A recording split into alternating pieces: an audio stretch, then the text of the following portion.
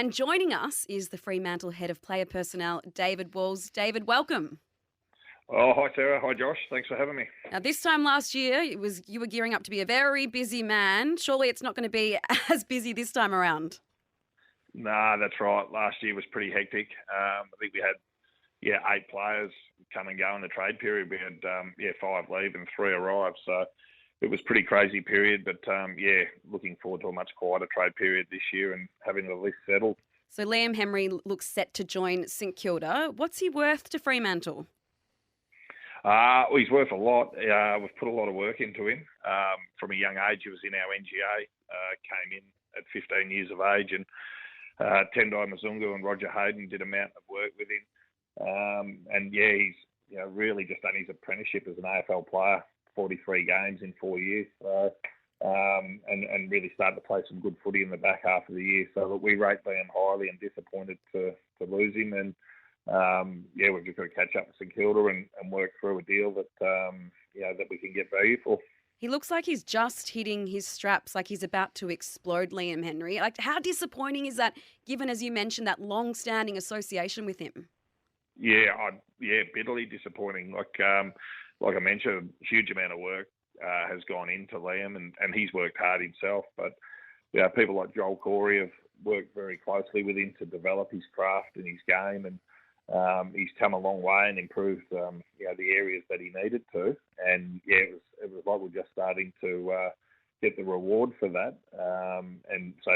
Bitterly disappointing. The wing spot opened up, obviously with Blake Acres leaving last year, and that had been part of Liam's, issue is that he hadn't had a lot of, or in his eyes, hadn't had a lot of opportunity. So that spot opened up, and he did play well, and we're looking forward to having him play for 10 years. And extremely disappointing for him to put the hand up and say that he wants to move east. Wolsey, Joel Hamling's finally got his body right this year, played some games at the back end under Justin Longmuir, played a lot of good football for Peel this year. You've offered him a 1-year extension, but Sydney are chasing him. They're not the only club that are chasing him right now. Do you expect him to request a trade?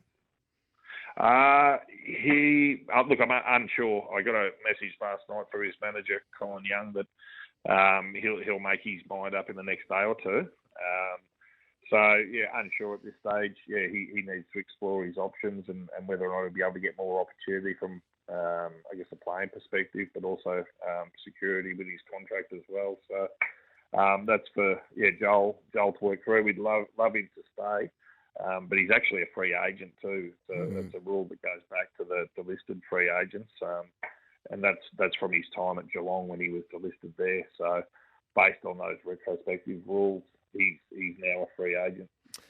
We know key defenders are hot property at the moment. We've seen some amazing deals presented to some players across the competition. You took one of yours off the market last month, just before he becomes a free agent next year, in Brennan Cox. Can you walk us through that? Was your plan always to sign him now and not allow him to get into next year and the noise around him become a distraction?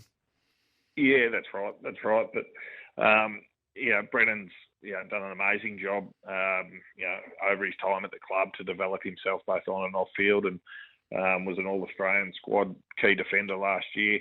Integral to our plans moving forward. So we wanted to act early to, lock him away. He's settled in WA. Originally from South Australia. So, like you said, there's a huge demand for key defenders in the market, and he's one that's crucial to us and that we wanted to get locked away early. And he was one also that was really keen to commit to the club, and so I'm here for the long haul, and really believe in the direction the club's heading. You know who I'm going to ask you about next. We saw what the Western Bulldogs did last night with Aaron Norton. They removed him from that free agency pool next year. Sean Darcy is unsigned right now beyond next year. Do you expect him to re-sign with the club soon? I do expect him to re-sign. How soon, I'm not sure. But all the indications, the conversations we've had with both Sean, his management, Scott Lucas, and also his family, have been really, really positive. So he's given no sign or indication or changed any of his behaviours that would give us any inkling that or anything to think that he may leave. So I'm confident that, Sean's in for the long haul like Brennan. but it's a contract we're working through at the moment. Now, your first pick in November's national draft is pick 21, clearly on the back of what you did last year during the trade period. Are you working on ways to move up the order and maybe get into the teens, maybe get even a little bit higher than that?